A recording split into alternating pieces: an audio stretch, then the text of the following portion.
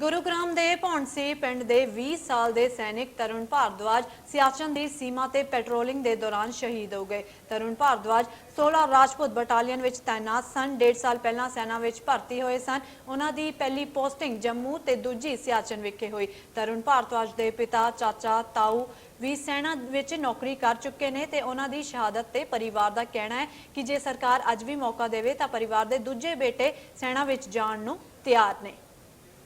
इस वक्त हम मौजूद हैं तरुण भारद्वाज के घर में गुरुग्राम के भोंडसी गांव में और बात करेंगे परिवार के लोगों से कि क्या कुछ रहा। सबसे पहले हम उनके भाई से ही बात करते हैं। तरुण की अगर बात की जाए, आपको किस तरीके से कब इसकी जानकारी मिली, किस तरीके से ये पूरा घटना घटी? ये 9 सितंबर को शाम को पापा के पास पहले 6:30 बजे फ़ोन आया था कि वो पेट्रोलियम पे गया हुआ है छोटा भाई और वहाँ पे कोई इंसिडेंट हुआ है। देन उसको एमएच रेफ़र किया है कारगिल, वहाँ पे ऑपरेशन के लिए। और फिर 9:30 बजे हमारे पास दोबारा फ़ोन आया कि ऑपरेशन के दौरान हम उसको बचा नहीं। हम अगर बात करें, आप खुद भी 16 राजपूत में रहे हैं जिसमें तरुण की जो है पोस्टिंग थी। तरुण को सबसे पहले तो कब उनकी भर्ती हुई थी और किस तरीके से उनका इंटरेस्ट था? क्या आपको देख करके फौज में जाना चाहता था? क्या करें?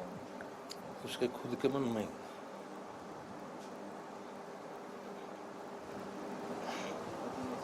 पिता के लिए एक दुख का समय, पूरे परिवार के लिए, पूरे गांव के लिए, बल्कि पूरे देश के लिए, क्योंकि अभी उम्र भी अगर बात करें तो 20 वर्ष की उम्र, 21वें वर्ष में तरुण थे। तो परिवार की ऐसी फिलहाल परिस्थिति नहीं कि पूरी बात यहाँ पर रख सकें तरुण की। हालांकि तरुण के पिता भी खुद उसी राजपूत बटालियन में, अगर बात करें 16 राजपूत बटालियन में रहे हैं। इस गांव की भी अगर बात करें तो फौजियों का गांव कहा जाता है। आपसे अगर बात करें तो सबसे पहले तो इस गांव के विषय में लगभग कहा जाता है कि हर गांव में, हर दूसरे घर में या हर घर में फौजी हैं। किसी भी जाति का ऐसा कोई घर नहीं है जिसका आदमी फौज में ना हो। अब हमारे ही परिवार में हम 9 भाई हैं, 3 परिवार के लोग फौज में हैं। तरुण के पापा भी फौज में थे और उनका तरुण का जो चाचा है वो भी फौज में था। तरुण खुद भी फौज में था, उनके ताऊ जी भी फौज में थे। ऐसे ऐसे घर भी हैं हमारे इस गांव में जिसके 8 बेटे हैं और 8 फौज में हैं। अगर हम बात करें, आप भी खुद उस जगह पोस्टेड रहे हो जहां ये इंसिडेंट हुआ, किस तरीके से ऐसे रहे? वहाँ का माहौल साहब, बर्फ़ पड़ती है खूब और स्लाइडिंग होती रहती है। जैसे हम पेट्रोलिंग वगैरह करते हैं तो थोड़ा सा खतरा रहता है वहाँ पे। अक्सर इस तरीके की होती रहती हैं वहाँ पे क्योंकि कच्ची पहाड़ियाँ हैं, बर्फ़ पड़ती है। तो जब भी मूवमेंट करते हैं, जब भी ऐसे हादसे अक्सर होते हैं। उनकी अगर बात की जाए, हालांकि जैसे कि हम बात कर रहे थे अभी कुछ दिन पहले की ही तरुण की पोस्टिंग थी। पोस्टिंग की अगर बात की जाए, बताया जाता है कि पिछले वर्ष ही उनकी यहाँ पर भर्ती हुई है। उनका जो ज्वाइनिंग था वो 14 मार्च 2020 का है आर्मी में। एंड जो भी आर्मी की ट्रेनिंग होती है 9 महीने की, उसमें ट्रेनिंग के बाद जो फर्स्ट पोस्टिंग मिली फतेहगढ़ सेंटर के बाद, उनको J&K जम्मू कश्मीर में मिला।